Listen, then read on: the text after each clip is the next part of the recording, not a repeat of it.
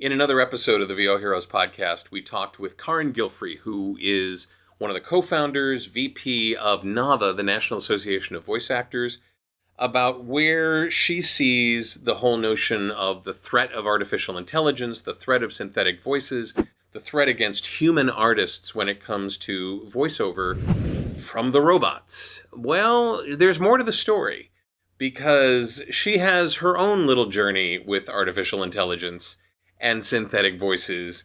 And we're going to continue our conversation with Carin Gilfry in this episode of the VOHeroes podcast.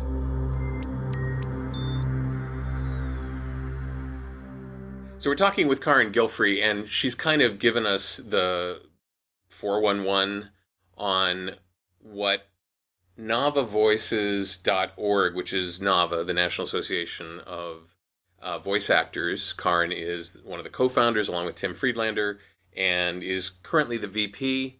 I like to refer to her as the benevolent dictator of NAVA. But if you check out the last episode we did, she kind of talked about where NAVA is on, and where she is, on the notion of synthetic voices. We talk about AI all the time, artificial intelligence, as though all it does is do deep fakes. And we know that's not the case.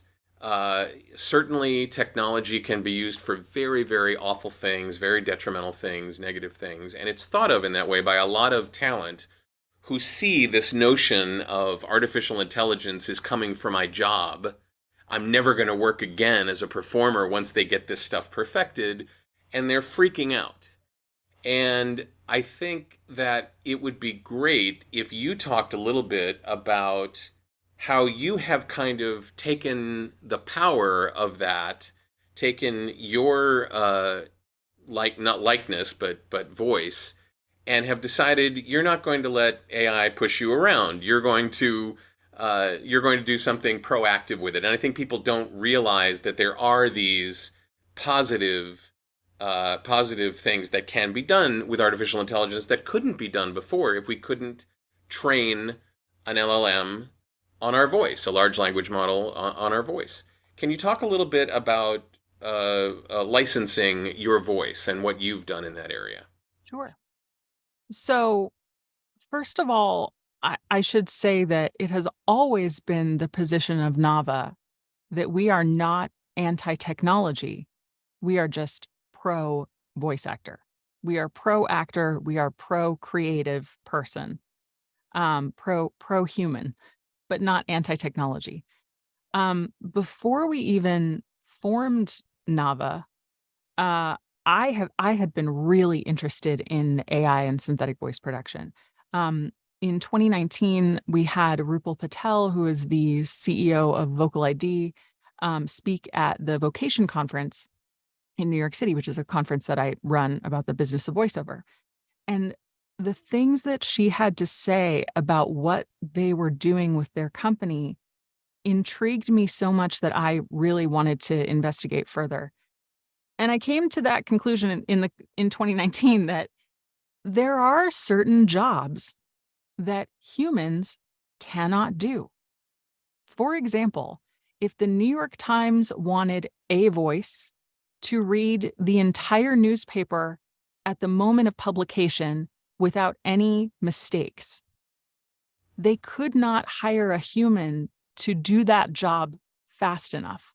The paper would come out at midnight Eastern time, and then someone would spend hours and hours and hours and hours recording it. And by the time they were finished, there would be lots of mistakes, and they would send them the files. And so that is not something that can be done by a human. But it would no longer be newsworthy either. Yeah, it would no longer be newsworthy, exactly. Yeah. But it can be done by a robot. So if you say, to Alexa, read me the front page of the New York Times. Don't do that, Alexa. Don't. I don't know if they actually have that now, but just as a hypothetical example, that would be possible. So I created a synthetic voice with Vocal ID in 2021. I paid nothing up front. They didn't pay me, but as part of the contract, I have control over what my voice does. So every company that comes to Vocal ID and says, we would like to use Carin's voice for this project, I look at the project, I look at the scope, I look at the fee, I look at everything involved with that project, and I am the one who decides yes or no. We can negotiate back and forth. We can decide on, whatever that fee happens to be. We can make it go up or down or whatever. And then I have a split. The fee is split between me and Vocal ID because it actually costs a lot to make a voice clone. I think at the time in 2021, it was something like between $30,000 and $60,000 to create a clone voice. Now it's much, much less. Yeah. But they put that effort and time into the creation of the voice. So the fee split, and they host it on their site too. It's not something that just exists out in the world. It only exists through the program that Vocal ID has. So that's why the fee split. My voice has been hired for one job so far in a couple of years, and that is to read the weather in every place that has weather all over the world. You can ask at this one weather service to read you the weather, and it will tell you, in real time what the weather is, what the forecast is, et cetera, et cetera. And that is also a job that a human cannot do. Mm-hmm. I'm also part of a very big phone system. It has taken 2 years to record this phone system. And every single prompt right now is a live recording of me. I recorded every single one in my studio and sent them every single one. And so far, they have not created a synthetic version of my voice, but that is not off the table. I am certainly open to that because it would allow them to be able to use my voice in ways like saying every single person's first name correctly if they want. And I, Carin, would not have to record all of that.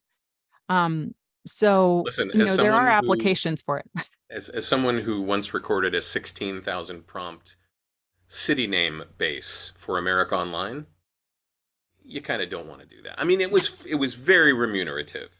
I've told the story a few times about this, but you can see how, do you want to be 24 hours on a veil for things when you could just have a model of your voice, especially for an IVR system where the quality is not meant to be or expected to be like pristine audiophile quality like we have in some other categories of voice work?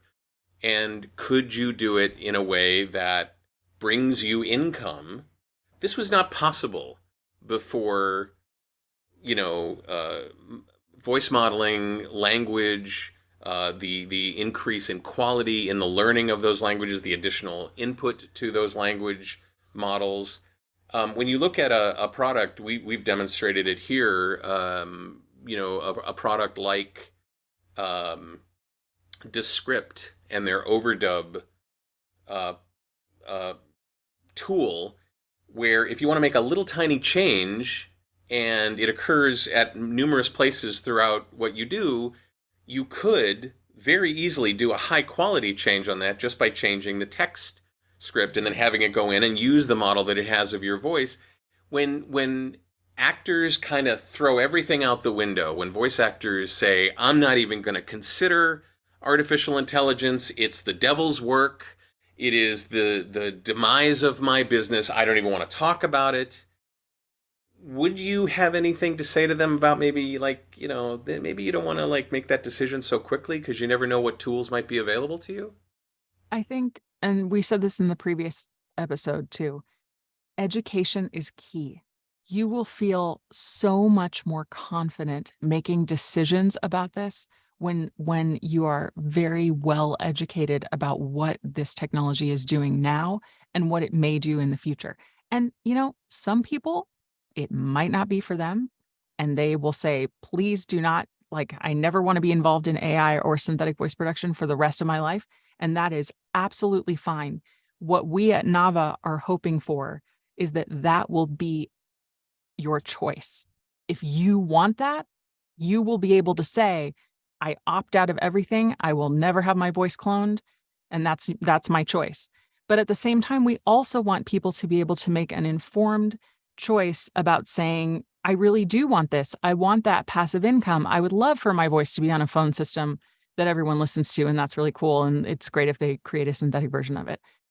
But if you do that, we want you to have control, we want you to give consent, and we want you to get compensation. And credit is important too. Yeah. However, I will say that sometimes maybe you don't want to get credit for things. I could go there with certain categories of work, but do we need to? I mean, I think we all know what we're talking about. Yeah. I am so excited about this. I hope you will allow me to share this with my students. Absolutely. Because this is, teaching not just how to get into voiceover, but how to get into voiceover knowing that artificial intelligence is a brand new something to consider, both when you're getting into it and now that you're in it or you're trying to raise your level, raise the bar.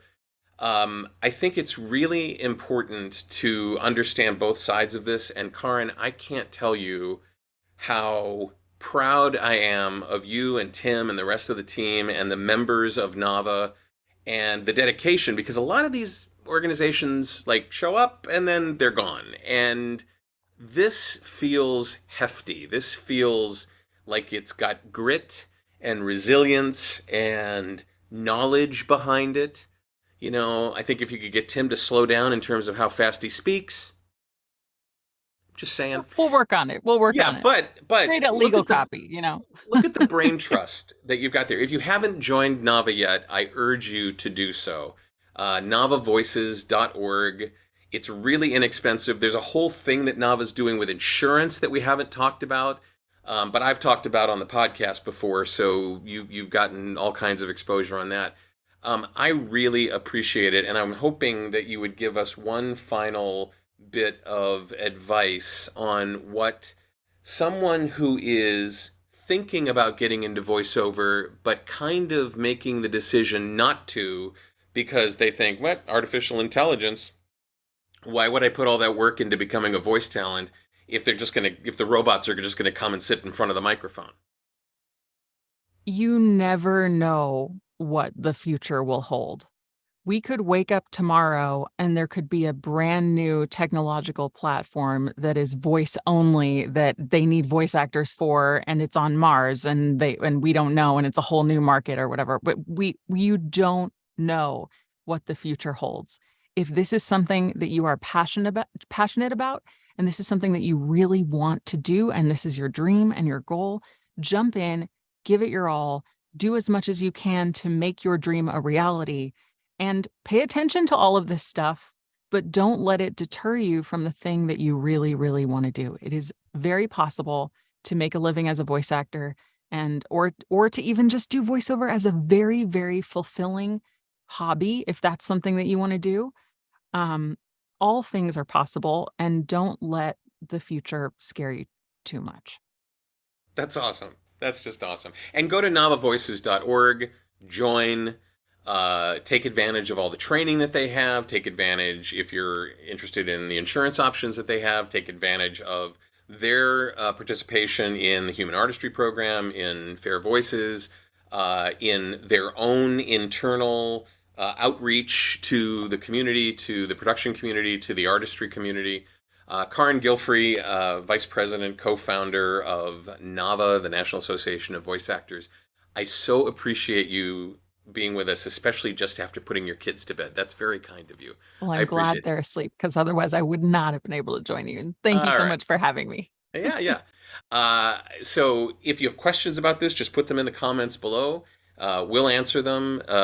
We'll take a look at what you have and what possibly we can do to share this information further.